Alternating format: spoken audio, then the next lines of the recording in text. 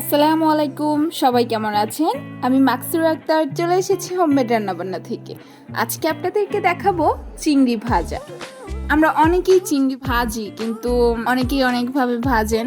আপনারা চেষ্টা করবেন আমারটার মতো ভাজতে, আর অবশ্যই ভাজার পরে খেয়ে তারপর কমেন্টস করে জানাবেন যে আসলে রেসিপিটা কেমন হয়েছিল। তো চলুন আমরা দেখে নিই চিংড়ি ভাজার জন্য কি কি লাগবে। অবশ্যই চিংড়ি লাগবে। আমরা চিংড়িটা কিভাবে আঁশটা ফেলে নিয়েছি এটা দেখাচ্ছি। চিংড়িগুলো সুন্দর করে পরিষ্কার করে নিয়েছি। বড় বড় চিংড়িগুলোতে দেখতেই পাচ্ছেন আপনারা, ভিতর থেকে একটা কালো ময়লা আছে, ওটা টান দিয়ে বের করে নিয়েছি। এরপরে যে মাঝখানে এটা আছে, এটা আমরা একটু কেটে দিচ্ছি, কারণ এটা কাটলে ভাজার সময় চিংড়িটা সোজা থাকবে। আর নিচের দিকে একটু দাগ দিয়ে নিচ্ছি। তো আমাদের এভাবে প্রত্যেকটাকে আমরা সুন্দর করে পরিষ্কার করে নিব, আর নিচে দিয়ে একটু দাগ করে নিব, আর নয়তো মাঝখান থেকে হালকা চাপ দিয়ে ভেঙে নিতে পারেন যাদের কাছে ছুরি নাই।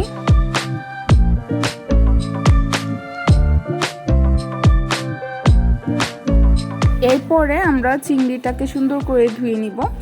চিংড়িটা সুন্দর করে ধুয়ে নেওয়ার পরে আমরা একটা বাটিতে রেখে এরপর আমরা এখানে ব্রেড নিয়েছি, দেখতেই পাচ্ছেন। আমি এই ব্রেডগুলোকে আগে থেকেই ফ্রিজে রেখেছিলাম একটা বক্সের মধ্যে। তো ফ্রিজে রাখার কারণটা হচ্ছে আমার শুকানো লাগবে না শুকিয়েই আমি এটাকে ব্রেড কাম তৈরি করতে পারবো।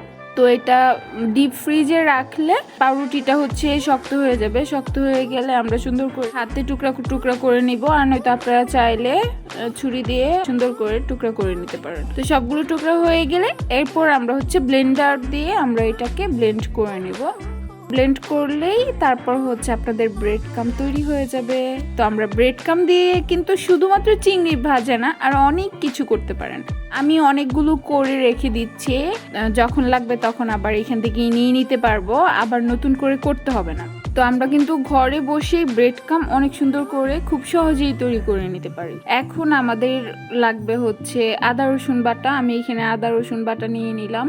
এরপর আমাদের একটা ডিম লাগবে। আমি ডিমটা একটা আলাদা বাটির মধ্যে রেখে দিয়েছি। তারপর লাগবে ময়দা। আপনারা ময়দাও নিতে পারেন, আটাও নিতে পারেন। আমি এখানে ময়দা ব্যবহার করতেছি। তো ময়দা আমি অল্প পরিমাণে নিয়েছি, এত বেশি নেই নাই। এখন দিয়ে দিচ্ছি মরিচের গুঁড়া। তো মরিচের গুঁড়া আমি পরিমাণ মতো দিয়ে দিলাম। এরপর জিরার গুঁড়া দিয়েছি। আমি জিরাটাকে আগে ভেজে নিয়েছি, ভেজে তারপর এটা পিষে নিয়েছি, গুঁড়া করে নিয়েছি আর কি। আপনারা ব্লেন্ডারে গুঁড়া করে নিতে পারেন। আপনারা যদি এভাবে ভেজে তারপর জিরাটা ইউজ করেন তাহলে আলাদা একটা ফ্লেভার আসবে। আর যদি আপনারা ওই যে বাহিরের যে জিরা গুঁড়াটা আছে ওইটা ইউজ করেন তাহলে এত বেশি ভালো ফ্লেভার আসবে না। আমি লবণ দিয়ে দিচ্ছি পরিমাণ মতো। আর এইখানে আমি আরেকটা জিনিস ব্যবহার করব, এটা বিট লবণ। তো এই বিট লবণটা অবশ্যই অবশ্যই অবশ্যই ব্যবহার করবেন। এটাতে আপনার টেস্টটা অনেক বেশি বেড়ে যায়। আমি এখানে পরিমাণ মতো বিট লবণ দিয়েছি, এই জন্য আমি নরমাল লবণটা পরিমাণে দিয়েছিলাম। এখন বিট লবণও দিয়ে দিচ্ছি। দিয়ে দেওয়ার পরে এটাতেই একেবারে পারফেক্ট ভাবে দিব না, কারণ আমি একটু ডিমটার মধ্যেও একটু বিট লবণ ইউজ করব। এরপরে আমি চিংড়িটাতেও একটু বিট লবণ ইউজ করব, এই জন্য এখানে কমিয়ে দিয়েছি। তো এখন আমাদের এইটা একসাথে সবগুলোকে একটা চামচের সাহায্যে সবগুলো একসাথে মিক্সড করে নিলাম মশলাটা।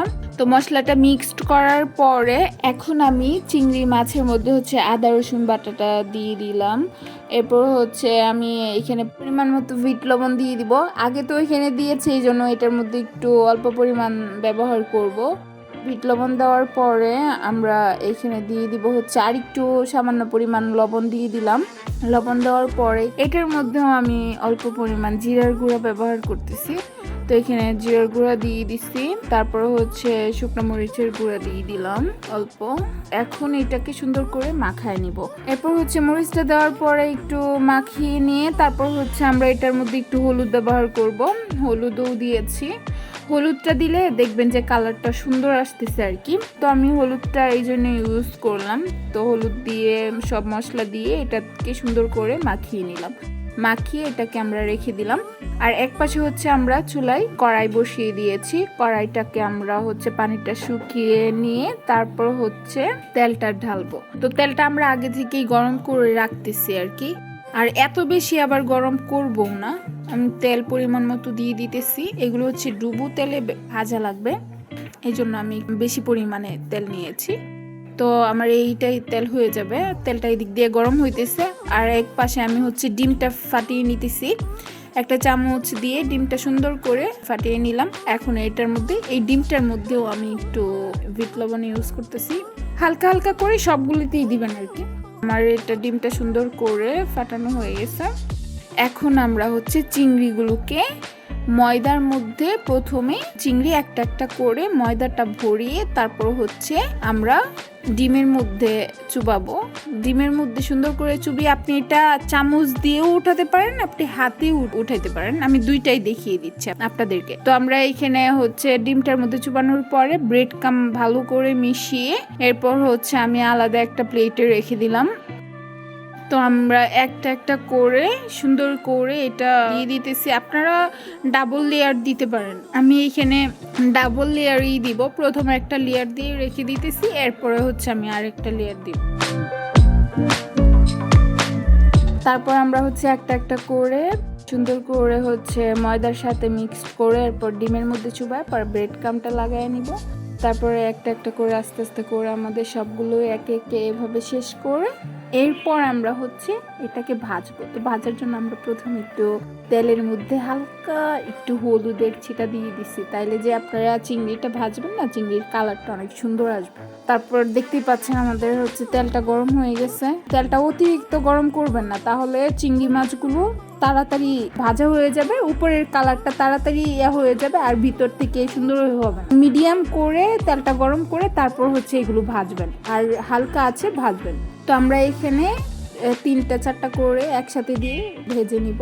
যেহেতু ছোট কড়াই 4টা করে দিলাম, দিয়ে তারপর হচ্ছে ভেজে নিতেছি। তো আস্তে আস্তে করে এটা আমরা ভাজবো, কিছুক্ষণ অপেক্ষা করব, আস্তে আস্তে করে নেড়ে দিব।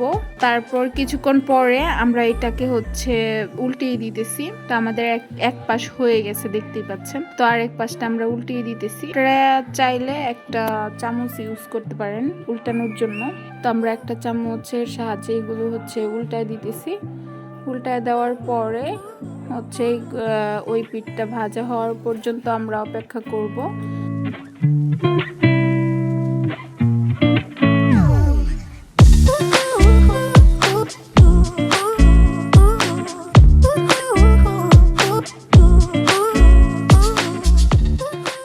তারপর হচ্ছে তেলটাকে ঝরিয়ে নিয়ে এটা উঠায় ফেলবো। তো দেখতেই পাচ্ছেন কি সুন্দর ভাজা হয়ে গেছে, কালারটাও কিন্তু অনেক সুন্দর এসেছে। তো আমি যেভাবে ভাজা দেখিয়ে দিলাম আপনারা ঠিক এইভাবেই করবেন, তাহলে সুন্দর করে ভাজা হবে। আর যদি আপনারা হচ্ছে আগুনটা বেশি করে বাড়িয়ে দেন তাহলে পুড়ে যাবে, সুন্দর হয়ে ভাজা হবে না।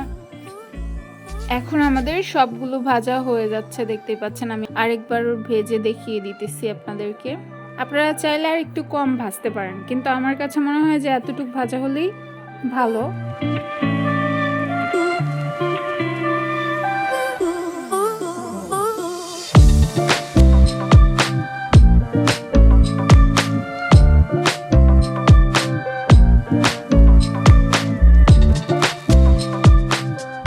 তো আমাদের হচ্ছে সবগুলো এইভাবে আমরা এক এক করে ভেজে নিব।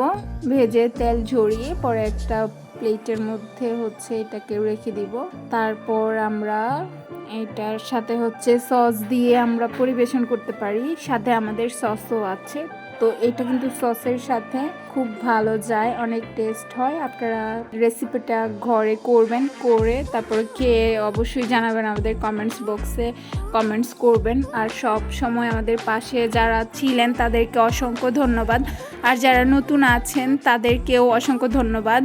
কারণ আমাদের ভিডিওটা যারা দেখবেন তারা অবশ্যই আমাদের চ্যানেলটাকে সাবস্ক্রাইব করে দিবেন, আর আমাদের চ্যানেলে যে বেল আইকনটা আছে ওইটা হচ্ছে ক্লিক করে রাখবেন, তাহলে নতুন নতুন রেসিপি দিলেই আপনারা পেয়ে যাবেন। সবাই ভালো থাকবেন, সুস্থ থাকবেন, এরপরে আবার নতুন রেসিপির জন্য অপেক্ষায় থাকবেন।